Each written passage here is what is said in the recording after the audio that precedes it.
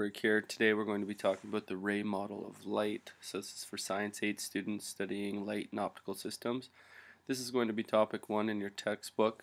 This would be a good time to get a piece of paper and a pencil or a pen out and jot down some notes as we go through the screencast for your study purposes. Okay, so what is the ray model? Well, basically what it's saying is that all light, let's take a look at this point, all light travels in straight lines. And that's important. It's going to travel in straight lines, okay? So because of this principle, uh, the ray model of light, it can help us explain certain properties of light. So we can understand things, why things reflect, and we can understand the difference between reflection and refraction. And so we've been allowed, because of this ray model being developed, we've been allowed to further expand our knowledge on light and how it works.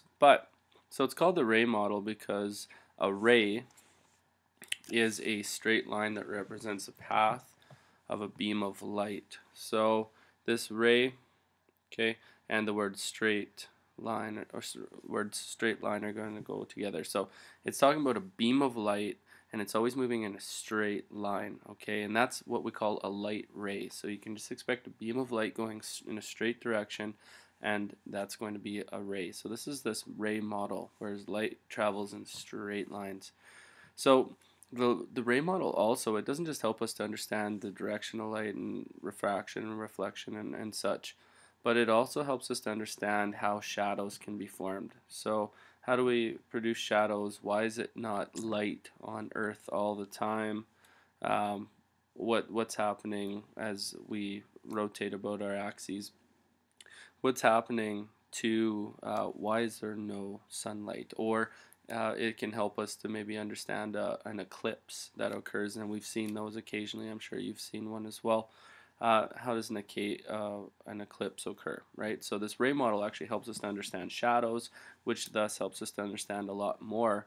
But with that, we need to understand the different types of surfaces that's absorbing light.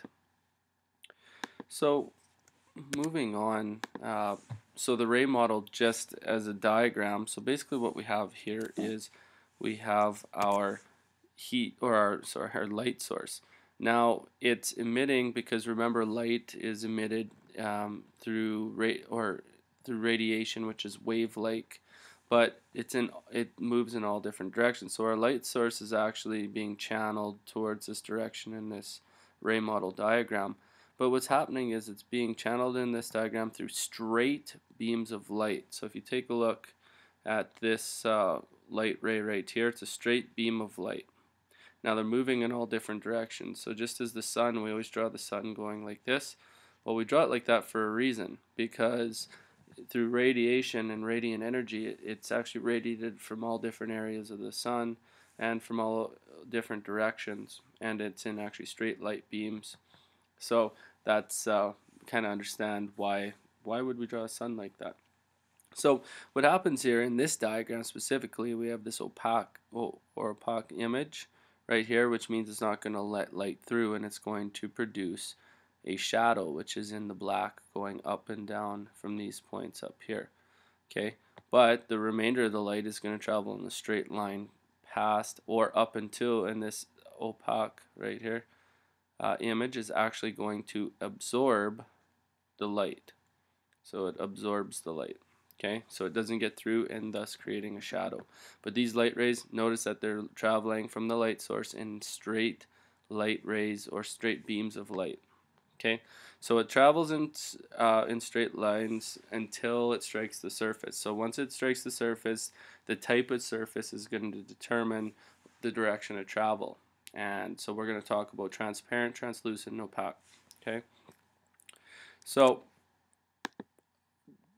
the type of subsurface or the type of substance that the light is running into is very important in determining the outcome once it either passes through or it's absorbed by that particular substance or that particular surface.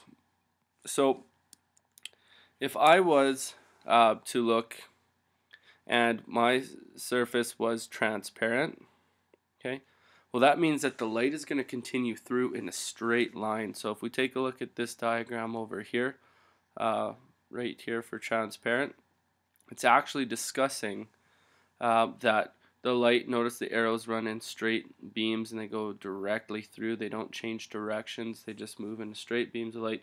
So we can say that that surface was a transparent surface and the light continued in a straight path through that particular object. Okay. Now the second type we talk about is what is called translucent. And so that's where the light is, once it travels through the surface, it actually is diverted, so it changes directions. So transparent, it went straight through. Now what's going to happen, it's going to change directions once it goes through the surface, so it's refracted, and we'll talk about refraction in topics to come.